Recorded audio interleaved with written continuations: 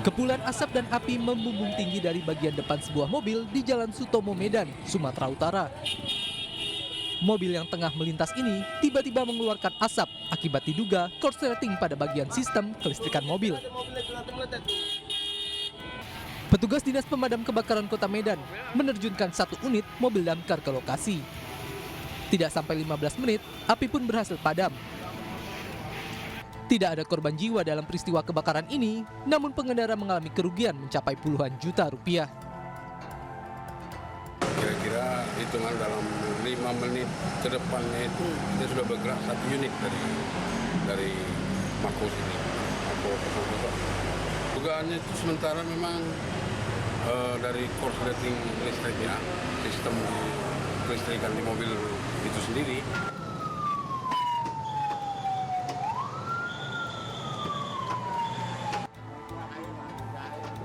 Sementara itu bangunan apotik serta gudang 2 lantai di kota Gianyar, Bali terbakar Senin siang. Sebagian obat-obatan hangus terbakar hingga menimbulkan bau menyengat di sekitar lokasi. 4 unit truk tangki pemadam kebakaran yang diterjunkan ke lokasi berhasil memadamkan api 1 jam kemudian.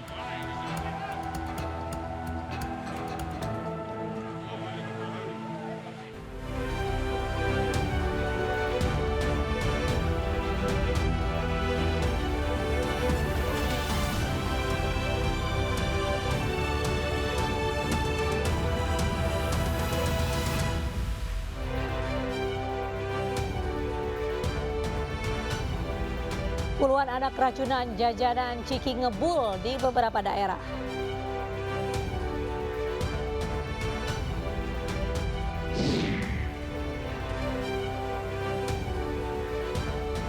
Akses jalan tak memadai, ibu hamil di Pindrang, Sulawesi Selatan terpaksa ditandu sejauh 7 km.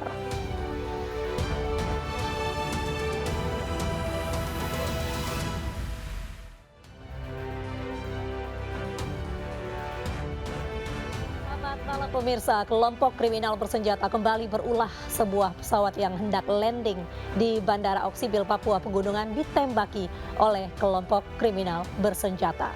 Bersama saya, Mirva Suri. Inilah iNews Malam selengkapnya.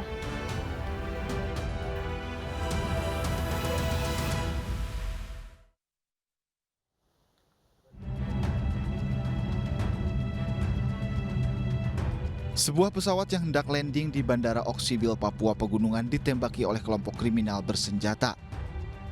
Penembakan tersebut diduga dilakukan oleh kelompok kriminal bersenjata Kodap 35 Bintang Timur, Kabupaten Pegunungan Bintang, pimpinan Ananias Atimin Bintang, hingga membuat pesawat kargo tersebut batal mendarat. Selain menembak pesawat, KKB juga membakar sebuah sekolah di Oksibil. Beruntung tidak ada korban jiwa akibat peristiwa ini.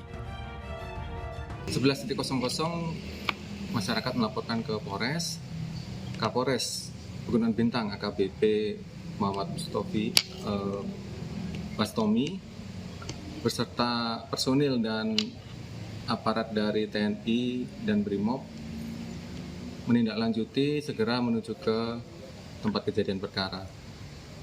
Namun pelaku tidak ada lagi di tempat, tidak ada korban terhadap peristiwa tersebut karena sekolah masih libur.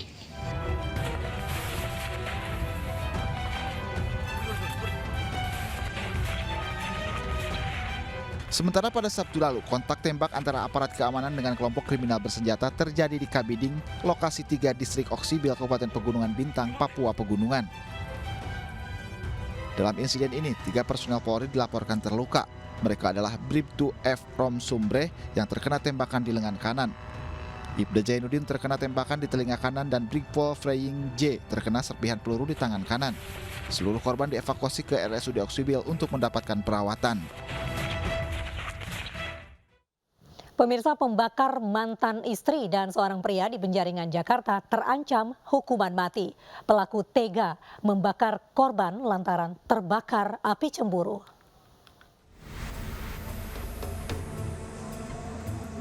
Inilah Muhammad Ridwan, tersangka pembakaran mantan istrinya Dewi dan seorang pria bernama Sobari di Jembatan Jelambar Aladin, Pejagalan Penjaringan, Jakarta Utara.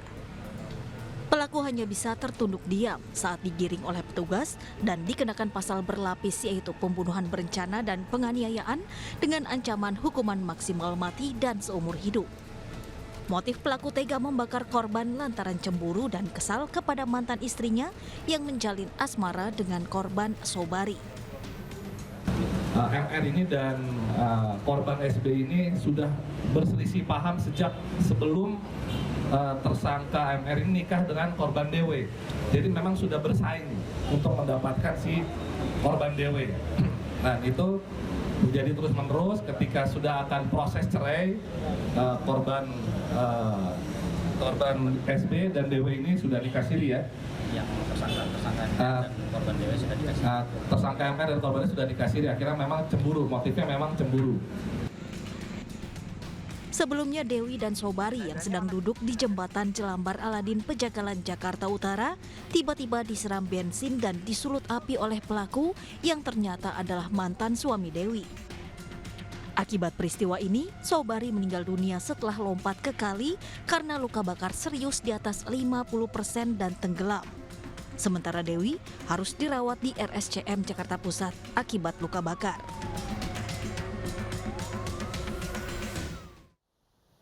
Pemirsa, motif asmara diduga jadi penyebab dibalik kematian Angela Hindriarti Wahyuningsih, wanita korban mutilasi di Bekasi. Sementara pelaku mutilasi masih diperiksa kejiwaannya oleh ahli psikologi forensik.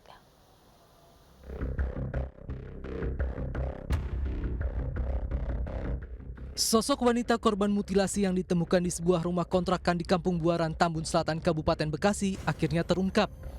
Polda Metro Jaya memastikan korban mutilasi bernama Angela Hindriarti Wahyuningsih. Korban berusia 54 tahun sempat dilaporkan hilang oleh keluarganya tahun 2019. Tak disangka korban tewas di tangan teman dekatnya, M. Eki Listianto.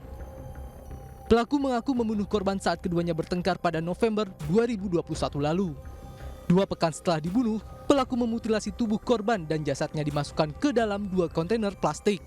Diduga kematian korban karena asmara. Jadi memang sementara dari pengakuan tersangka ini motifnya ya terkait dengan asmara ya.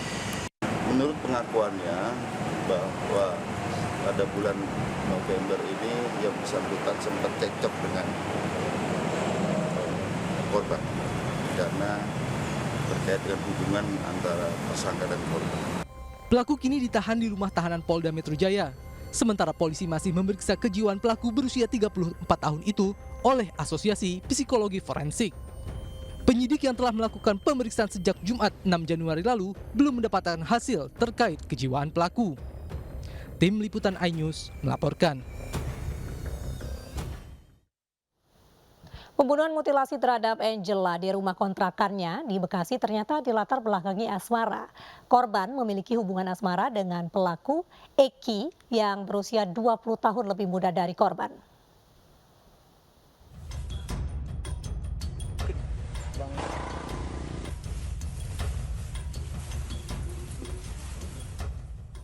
Identitas wanita korban pembunuhan mutilasi yang ditemukan di rumah kontrakan milik Eki Listianto di Kampung Buaran, Tambun Selatan, Kabupaten Bekasi terungkap setelah polisi mencocokkan DNA korban.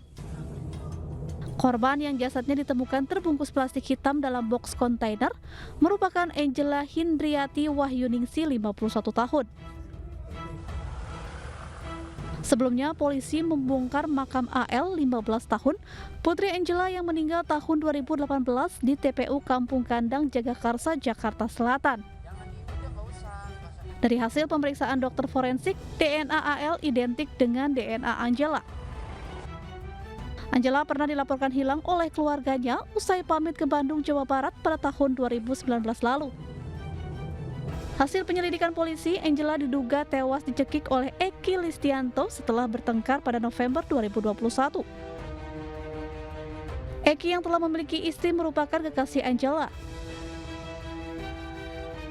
Hasil penyelidikan polisi diduga pembunuhan dilatar belakangi motif asmara.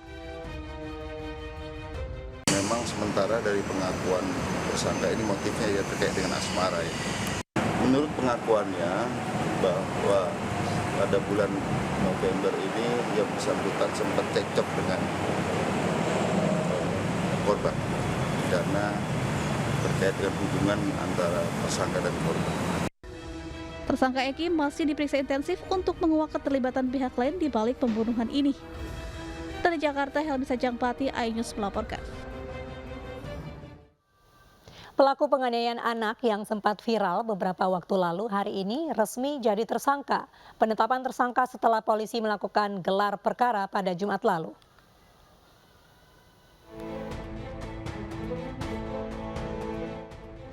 Raden Indrajana Sofiandi, pelaku penganiayaan anak yang videonya sempat viral di media sosial, hari ini resmi menyandang status sebagai tersangka.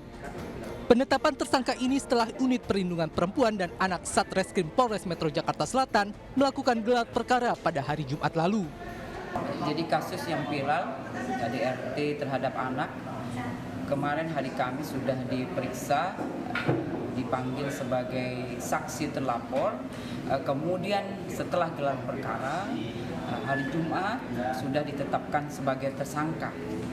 Kemudian untuk besok hari Selasa dipanggil atau dimintain keterangan kembali sudah menjadi tersangka. Tersangka dalam kasus ini dijerat pasal 76 Undang-Undang Perlindungan Anak dengan ancaman 3,5 tahun penjara.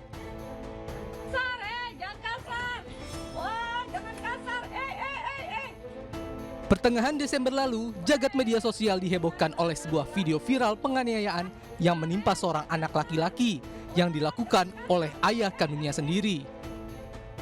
Diketahui peristiwa penganiayaan terjadi di apartemen pelaku di kawasan Tebet, Jakarta Selatan. Video terkait penganiayaan tersebut juga sempat diposting oleh Wakil Ketua Komisi 3 DPR RI Ahmad Syahroni, di mana dalam video tersebut, sang ibu dan anak berharap polisi segera mengambil tindakan untuk menghukum pelaku.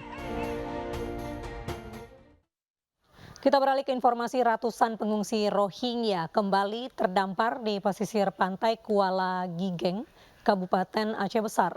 Usai dilakukan pendataan, para pengungsi akan segera dibawa ke panti dinas sosial.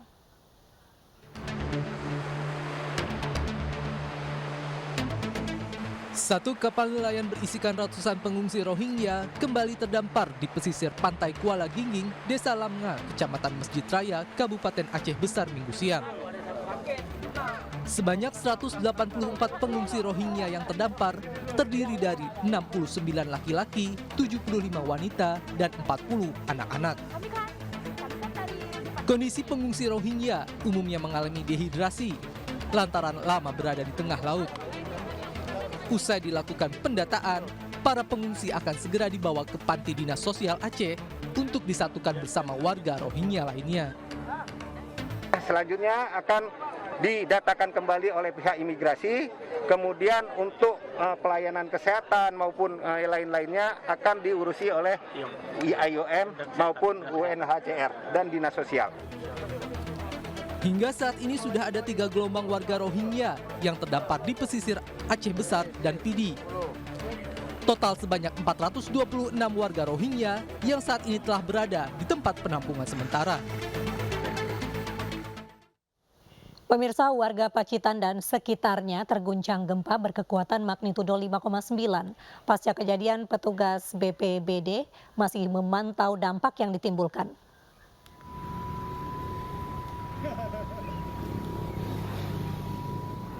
Kabupaten Pacitan, Jawa Timur diguncang gempa berkekuatan magnitudo 5,9 tadi malam sekitar pukul 19.26 waktu Indonesia Barat. Meski tidak berlangsung lama, warga Kabupaten Pacitan dan sekitarnya kaget dengan kejadian ini karena getaran gempa cukup terasa. Menurut BMKG, gempa yang berlokasi di Samudra Indonesia 90 km tenggara Pacitan, kedalaman 10 km itu tidak berpotensi tsunami. Terkait hal ini, petugas BPBD Pacitan masih memantau pasca gempa dan hingga kini belum ada laporan kerusakan akibat gempa.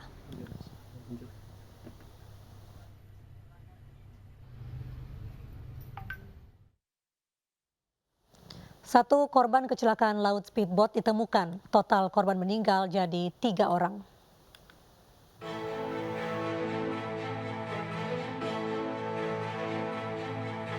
Hari kedua pencarian korban tenggelam akibat laka laut berhasil mendapatkan 1 lagi orang korban. Korban ditemukan oleh masyarakat terdampar di Kampung Mansesi, Distrik Pulau Kurudu, Senin 9 Januari 2023 sekitar pukul 10 pagi. Korban merupakan satu dari dua korban yang hilang diidentifikasi atas nama Serda Tommy Carter, anggota Koramil 170905 Barapasi. Korban selanjutnya dievakuasi ke kapal KRI Albacora 867 untuk dibawa ke kota Serui. Kapolres Kepulauan Yapen dalam keterangannya menjelaskan bahwa hingga saat ini tim gabungan masih terus melakukan pencarian satu korban yang belum ditemukan. Dari 14 penumpang yang hilang, 13 sudah diketemukan dan satu masih dalam pencarian. Dari 13 penumpang, 10 dinyatakan selamat, 3 orang meninggal. Terakhir yang pertama baru selesai kami evakuasi menuju ke Biak untuk selanjutnya diterbangkan ke Sumatera Barat untuk dikembalikan kepada keluarganya. Di hari yang sama, korban Serda Arafat Uwawini, anggota Koramil 170905 Barapasi, telah diberangkatkan menggunakan kapal Dobon Solo menuju ke kota Sorong untuk selanjutnya diserahkan kepada keluarganya di Fakfak. Jasad Serda Tommy Carter diberangkatkan menggunakan helipad menuju kota Biak dan diterbangkan ke kota Padang untuk diserahkan kepada pihak keluarga guna disemayamkan.